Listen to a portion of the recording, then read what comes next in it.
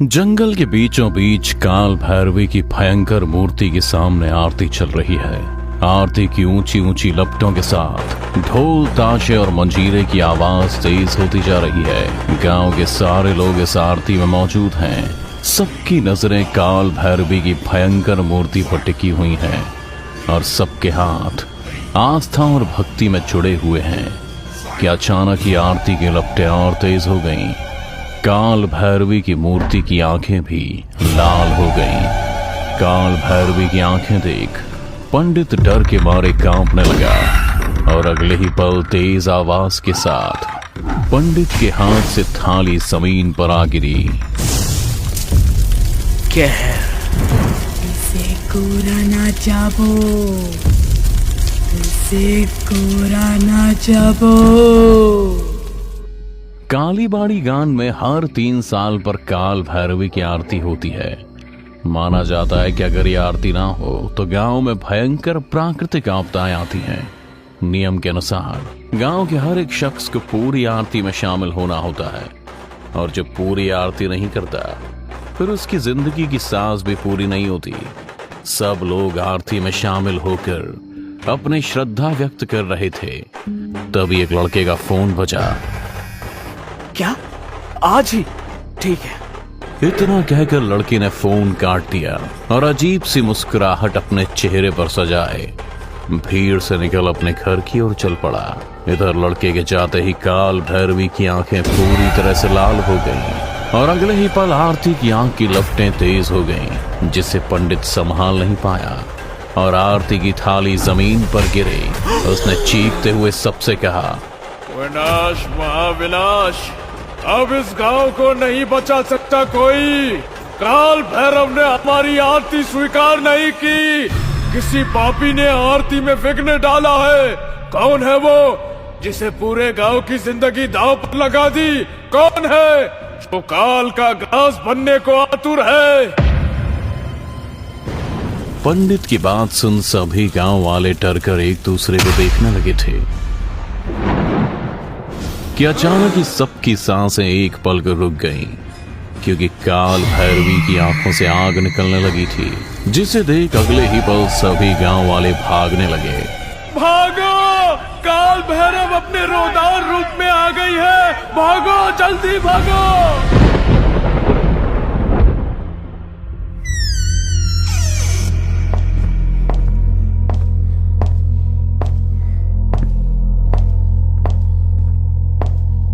इधर जो लड़का फोन पर बातचीत करते हुए बीच आरती में निकल गया था, वो अपने घर पर बैठकर टीवी देख रहा था। तभी उसकी बहन उसके लिए खाना लेकर आई।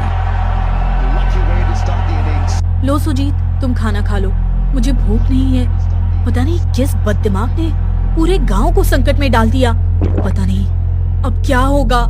सुजीत की बहन सुजीत से बोल रही थी, पर उसका सारा ध्यान तो टीवी में था। इस पर गुस्सा खाकर बहन ने टीवी बंद करते हुए कहा, क्रिकेट के चक्कर में तुम्हें कुछ ध्यान नहीं रहता ना? बंद करो टीवी, चलो बंद करो। इतना कहकर सुजीत की बहन उसकी तरफ बढ़ी रही थी।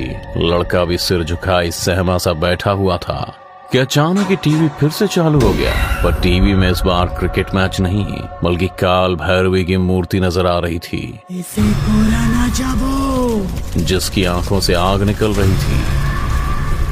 सुजीत, सुजीत, भागो, भागो, टीवी में आग लग गई है। बहन की बात सुनकर भी सुजीत अपनी जगह से हिला तक नहीं और टीवी से निकलती आग की लपटें धीरे धीरे सुजीत की तरफ ही बढ़ती जा रही थी। सुजीत की बहन ने सुजीत को बचाने के लिए जैसे ही उसे छुआ,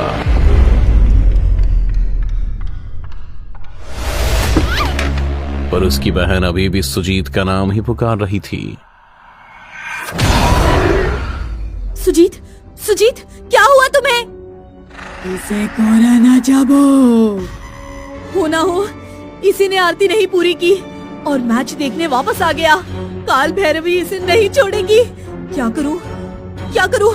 मुझे हवन का भभूत लाकर इसे लगाना चाहिए। इतना कहकर बहन ने सुजीत को वो भभूत लगा दी, जिसके लगते ही सुजीत एकदम से बेहोश हो गया था। कुछ होश आया सरला दीदी, अरे मैं नीचे कैसे सो गया और आपने टीवी बंद क्यों कर दिया? कितना शानदार मैच दे रहा था। क्या तुम्हें कुछ याद नहीं? कैसे याद नहीं? हम बस मैच जीतने ही वाले हैं। क्रीज पर अपना माही ही है। इसे कुछ याद नहीं, पर मुझे पंडित जी से मिलकर सारी बातें कहनी चाहिए। पर नहीं, गांव के नियम के अनुसार जो भी आरती पूरी नहीं करता उसे गांव छोड़कर जाना पड़ता है। किसी को कुछ ना बताने में ही भलाई है। और अब तो सुजीत भी ठीक है। अगली रात पूरे गांव में मौत की शांति पसरी हुई थी। सरला भी अपने कमरे में चैन से सो रही थी कि अचानक एक चीख से उसकी नींद खुल गई। उसे किसी अनहोनी का एहसास होने लगा था। इसी सोच के साथ जब वो सुजीत को देखने उसके कमरे में गई, पर उसने जो देखा उसे देख उसके बदन का रोम रोम डर के मारे कांप उठा था, क्योंकि सुजीत हाथ के बल चल रहा था और इसके पैरों पर दो दिए चल रहे थे। बचाओ दीदी, मैं चल रहा हूँ दीदी, बचाओ दीदी, बहुत दर्द हो रहा है दीदी, बचाओ। सुजीत ने सरला को देखते ही कहा। सरला भी सुजीत की बात सुन उसके पैरों पर रखे दिए हटाने जाती है। उसने अभी दिए को छुआ ही था कि अगले ही पल सुजीत पहले की तरह अपने दोनों पैरों पर खड़ा हो गया, पर उसका चेहरा बहुत डरावना हो चुका था, जिसे देख सरला की आंखें भी नम हो गईं। सुजीत सरला से कुछ बोल नहीं जा रहा था कि जैसे ही उसने अपना मुंह खोला, इसे कोरा ना जाबो, इसे कोरा ना जाबो। ये कहते हुए सुजीत का आधा हिस्सा एक औरत का हो गया था, जिसके हाथ लगातार बड़े होते जा रहे थे। सरला भी उन हाथों से बचते हुए इधर उधर भाग रही थी, पर उसकी ये कोशिश नाकामयाब रही। बचाओ मुझे बचाओ कोई। इसे कोरा ना जाबो, इसे कोरा ना जाबो। सरला की चीख सुन पंडित उसके घर आ गया था। अरे ये तो काल भैरव की आवाज है। इसे कोरोना चाबो, मतलब इसे कोई नहीं बचा सकता। ए भगवान, अब इसके बाद पूरा गांव संकट में होगा। मुझे कुछ करना ही होगा। भभूत लगाते ही सुजीत फिर से बेहोश होकर जमीन पर गिर पड़ा। सरला भी अब आजाद हो गई थी। काली के काल को आमंत्रण दिया है तुम लोगों ने। अब बस अंधेरा होगा, हर तरफ अंधेरा होगा, कोई नहीं बचेगा, कोई नहीं। पंडित जी, कोई तो उपाय होगा मेरे भाई को, मेरे गांव को बचाने का। पंडित जी। हाँ है, पर बहुत ही मुश्किल। सुजीत को माँ काली की प्रतिमा के चारों ओर घूमकर कई महीनों तक आरती करनी होगी। चाहे कड़कड़ाती धूप हो या तूफान, परिक्रमा रुकनी नहीं चाहिए। तभी काल भैरव प्रसन्न होगी।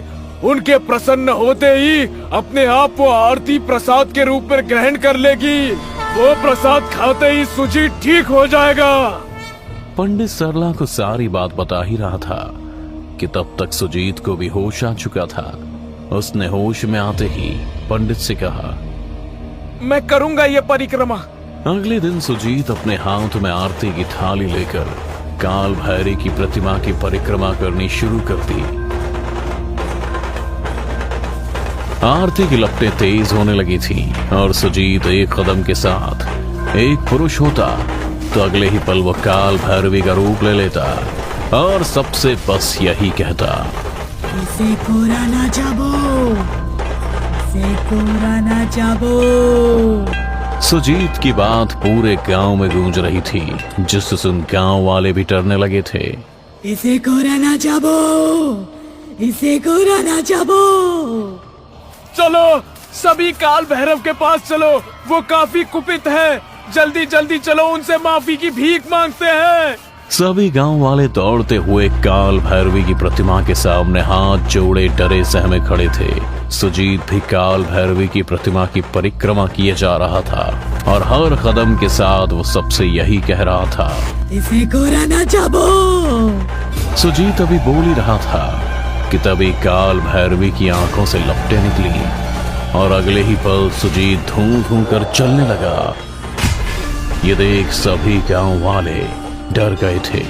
अपने भाई को बचाने सरला उसके पास जा ही रही थी, तभी पंडित ने उसका हाथ पकड़ से रोकते हुए कहा, यही गांव के हित में है बेटी।